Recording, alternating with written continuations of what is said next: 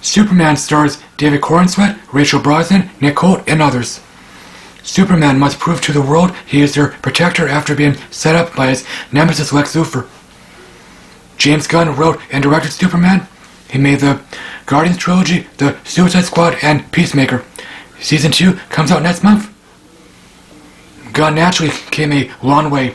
He worked with Marvel for a while, and now he's running DC Studios. Okay, full disclosure, or whatever you want to call it. I'm really shy. I have autism or Asperger's. South Park honestly taught me that term. The 2-part episode, You're Getting Old, where Stan is really depressed, therefore he sees actual shit around him. If you're proud to have autism, that's great. I'm not smooth or suave. I'm not energetic like Annie Tolsky, one of my favorite YouTubers, who I think has autism like myself. I remember in his F9 review, he wore a shirt which said, "Riding with Autism." I remember last year, or the previous year, he said, "Thank you, YouTube, for this awesome hobby." This movie is badass with a capital B with a great soundtrack to boot. I said it once, I'll say it again. This movie is getting my best rating. For Ballerina from the world of John Wick, I will say, go see this movie right now. I'm a lifelong Superman fan. Yeah, I prefer Batman and Spider-Man.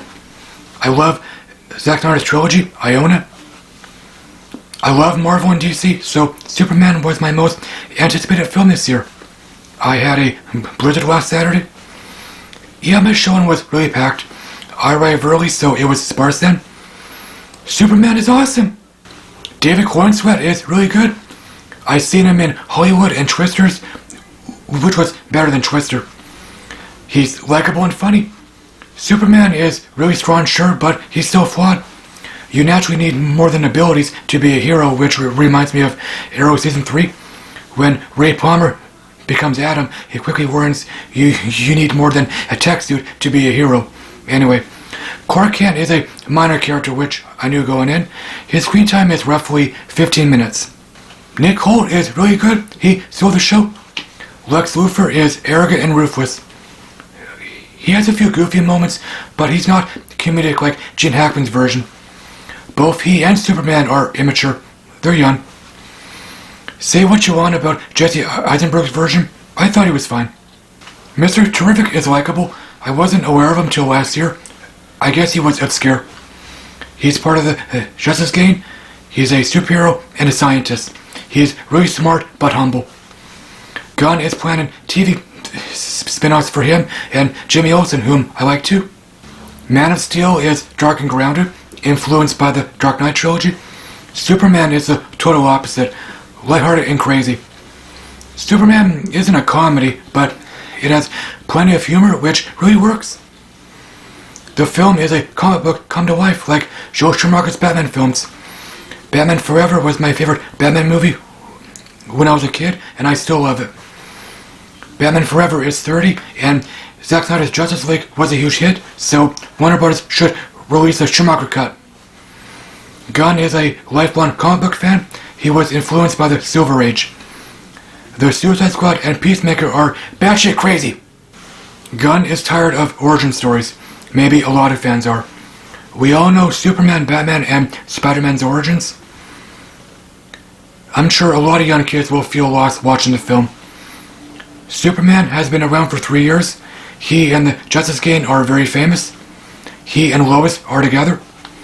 I'm sure a lot of fans are saying this, but Superman feels like a sequel to a film that doesn't exist, like John Wick and Expendables 4.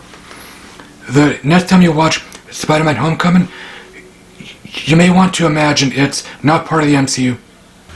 The film is fast-paced, mainly the first act, so it's like being on a ride. The second act is naturally leisurely. The story is complex, so you must pay attention. I can't blame anyone for saying the story is overwhelming or overstuffed. Try not to think too much. The complex plot is partially why the film is family-friendly, but not too much. The action scenes are cool. Another word is crazy. Gunn was definitely influenced by Top Gun Maverick, which I seen twice in the cinema. Yeah, F1 was good. We know from the trailers the climax is another huge city battle. This cliché should die sooner or later.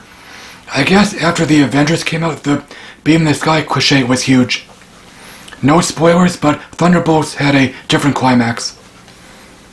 The visuals are good. Last night I was thinking they're really good. No spoilers, but one scene has dodgy CGI. Overall, Superman is awesome. Superman is crazy and lighthearted, the total opposite of Man of Steel. Well, Man of Steel is still crazy.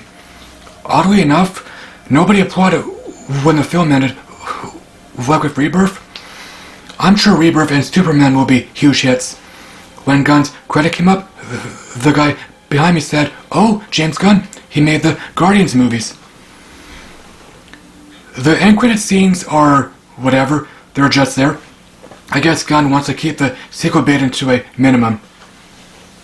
Supergirl should be awesome. It's set for June 2026, the same month as Toy Story 5 and Scary Movie 6.